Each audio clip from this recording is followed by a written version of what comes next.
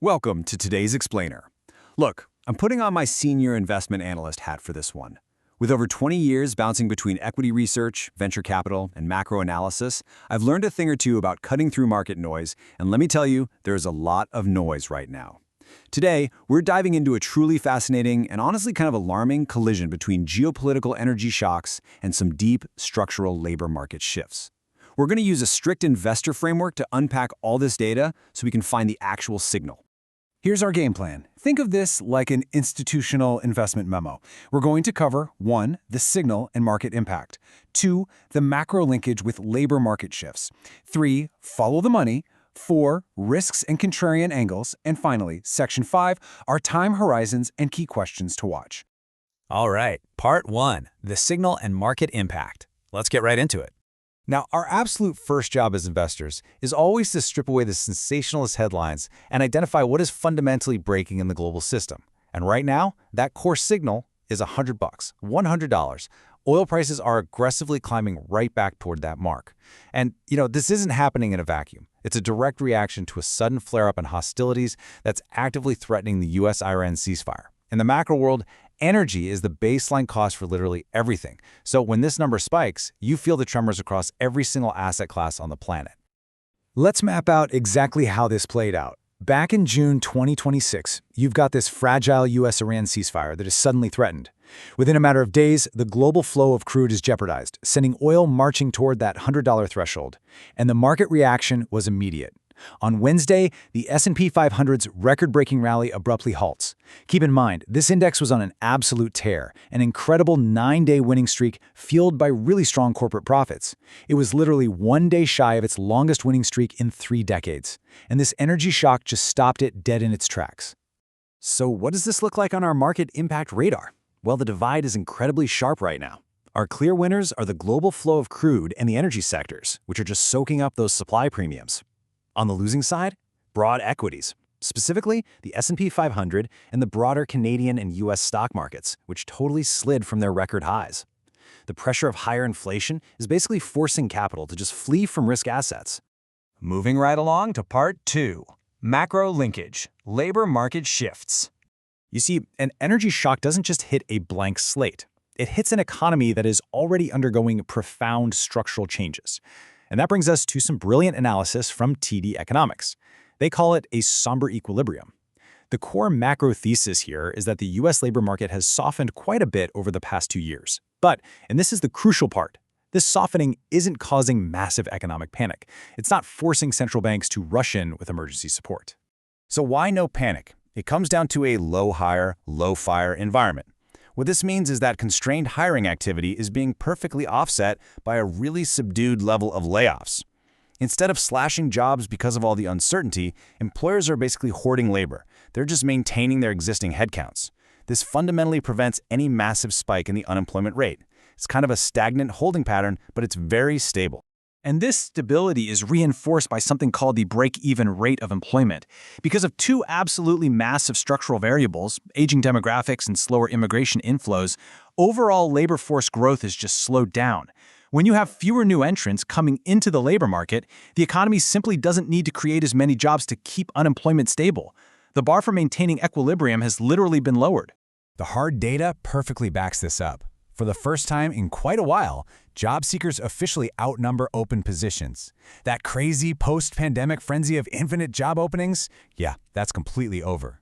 So here is our macro linkage. We have a cooling, low-turnover labor market crashing head-on into a sudden geopolitical energy shock. Okay, Part 3. Let's follow the money. How do we trace the capital flows here? Well, we have to look at how these structural labor dynamics dictate central bank policy, because right now, the magic number driving the money is 4%. That was the inflation print for April. It's stubborn, it's elevated, and it completely scrambles the playbook for institutional investors and central bankers. The reality check here is the massive gap between the Federal Reserve's 2% target and our 4% reality. Now, normally, if the stock market tumbles from a record high and the labor market softens, everybody expects the Fed to swoop in, cut rates, and provide a safety net.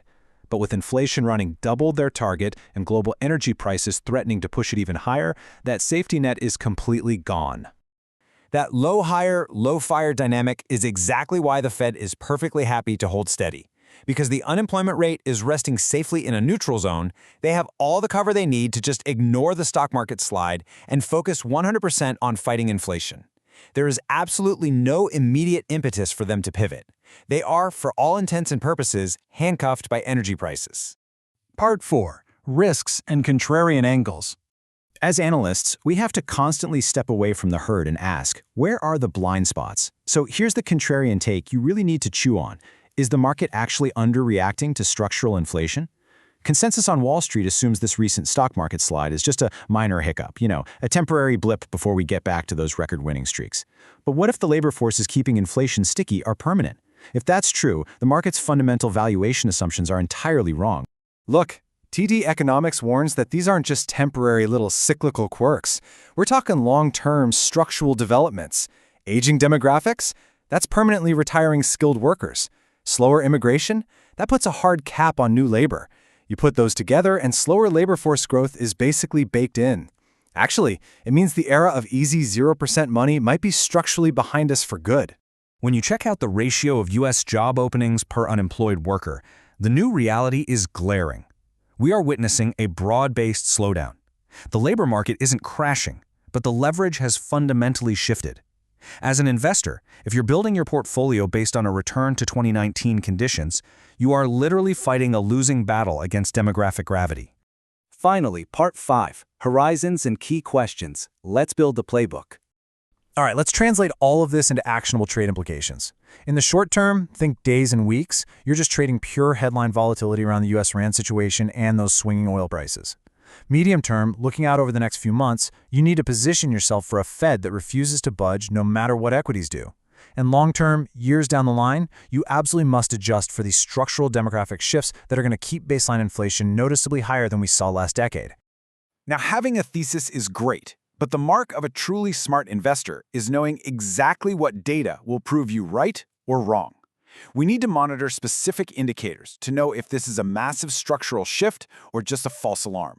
Here are the top 3 metrics you absolutely must monitor going forward. Number 1, watch for any diplomatic agreement reopening the Strait of Hormuz. If that happens, the energy shock subsides and equities will likely rally. Number 2, pay close attention to future CPI prints. We need to see if that 4% inflation is truly sticky. And 3, keep a really close eye on the job openings per unemployed worker ratio. If layoffs suddenly spike, ending our cozy low-fire environment, the Fed's calculus changes overnight. I'm going to leave you with a rather provocative question to mull over for your own portfolios. Are we entering an era where geopolitical energy shocks permanently collide with structural labor shortages? Because if we are, the traditional safety nets are gone. Agility is going to be your single greatest asset. Thanks for joining me for this explainer. Keep analyzing the structure, stay totally focused on the signal over the noise, and I'll catch you next time.